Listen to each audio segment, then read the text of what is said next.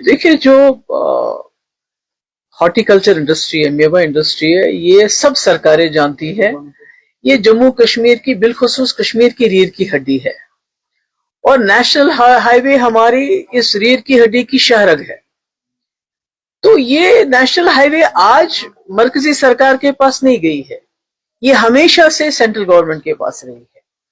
मगर जितनी भी सरकारें थी उनको ये एहसास था कि फ्रूट इंडस्ट्री ने जम्मू कश्मीर को बहुत मुश्किल हालात में जिंदा रखा है।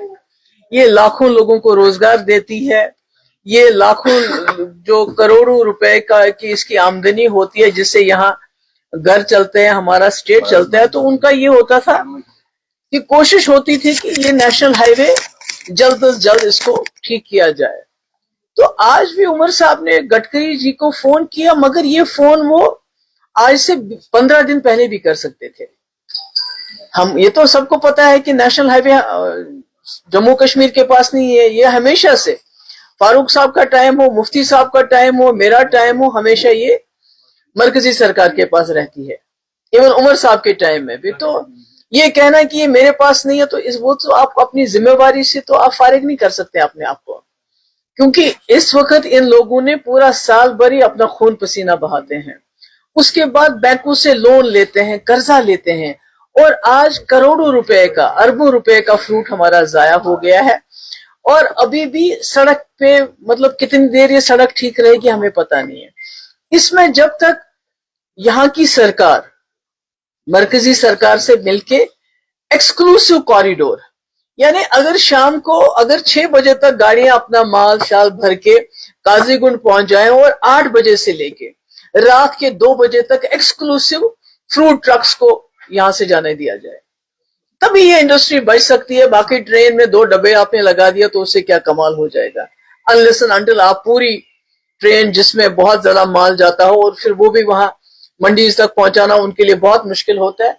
मेरा ये है कि ये बड़ा सीरियस मामला है, इसमें यहाँ की सरकार को इसमें सीरियसली लेना चाहिए था और गडकरी साहब के साथ मसला उठाते हुए ये बात बहुत पहले हमें रफा दफा की होनी चाहिए थी। मैंने 2 सितंबर को इस पे बयान दिया था, क्योंकि तभी मुझे पता लग रहा था कि ये जो अगर अभी इसमें कार्रवाई नहीं करेगी सरकार, तो आने वाले वक्त में हमारे लोगों को, हमारे किसानों को बहुत दिक्कतें होंगी, क्योंकि टूरिज्म तो ऑलरेडी ठप हो चुका है, आप देख रहे हैं।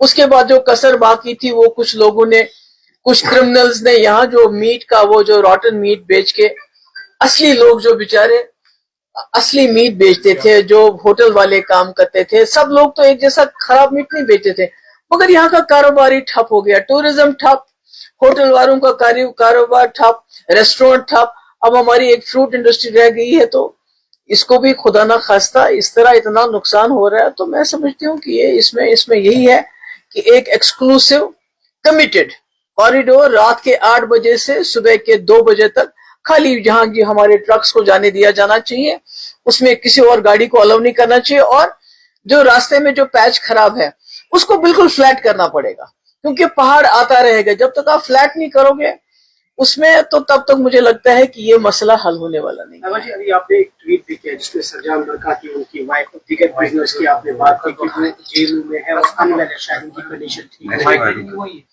देखिए, ये जो मुझे फिर अफसोस के साथ कहना पड़ता है कि जो उमर साहब ने भी हाल ही में कहा कि मैं मेराज मलिक साहब का केस लड़ने के लिए तैयार हूं, मगर हमारे हजारों तादाद में हमारे जो प्रिजनर हैं वो यहाँ और मुल्क के जेलों में, उनमें से बहुत बड़ी तादाद लोगों की बीमार है। अब जो कोई थोड़ा सा नाम वाला होता है या किसी की फैमिली हमें अप्रोच करती है, हमें पता चल जाता है। हमें मालूम नहीं कि जो हमारे प्रिजनर्स, जो कैदी हमारे बाहर के जेलों में, उनकी क्या हालत है, वो किस हाल में है। इतना टेम्परेचर है वहां, खाने को अच्छा क्या मिलता है वो अल्लाह ताला बेहतर जानता है।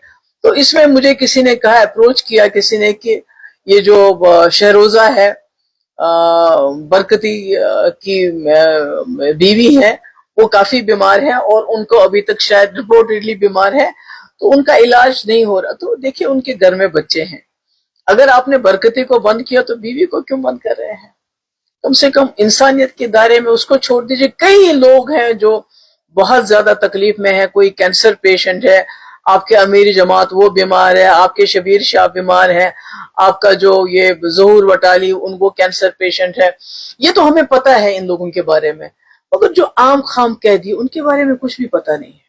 وہ تبھی میں کہتی ہوں کہ عمر صاحب کو اگر مدد کرنی ہے کسی کی تو معراج ملک صاحب کو ان کی وکالت کی ضرورت نہیں ہے، وہ وکیل کا خرچہ دے سکتے ہیں ان کے والد. مگر اگر کرنی ہے مدد تو مدد کرنی چاہیے ایسے لوگوں کی جن کا کوئی پرسان حال نہیں ہے، جس میں برکتی بھی ایک اس کی بیوی بھی ایک اسی قسم کی قیدی ہے. Thank you so much.